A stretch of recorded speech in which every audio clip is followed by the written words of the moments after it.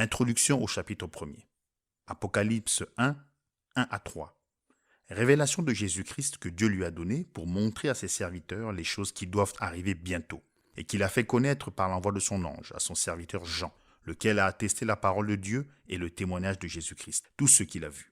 Heureux celui qui lit et ceux qui entendent les paroles de la prophétie et qui gardent les choses qui y sont écrites, car le temps est proche. L'écrivain, et non l'auteur, de ce livre est l'apôtre Jean.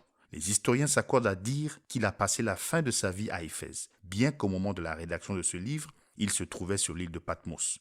Ce livre n'est pas la biographie de Jean, mais la révélation de Jésus-Christ dans les futurs âges de l'Église.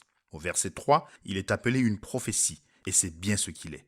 On a coutume de désigner ce livre comme l'Apocalypse de Jean, ce qui est incorrect. C'est la révélation de Jésus-Christ donnée à Jean pour les chrétiens de tous les âges. C'est le seul de tous les livres de la Bible à avoir été écrit par Jésus lui-même, par le moyen de son apparition en personne à un écrivain. C'est le dernier livre de la Bible. Cependant, il annonce le commencement et la fin des dispensations de l'Évangile. Or, le mot grec traduit par révélation, c'est apocalypse, qui a le sens de dévoiler.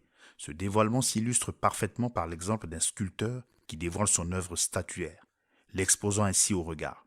C'est une action par laquelle ce qui était auparavant caché se trouve découvert, révélé. Et ce dévoilement n'est pas seulement la révélation de la personne de Christ, mais c'est la révélation des œuvres qu'il allait accomplir au cours des 7 âges de l'Église qui étaient à venir.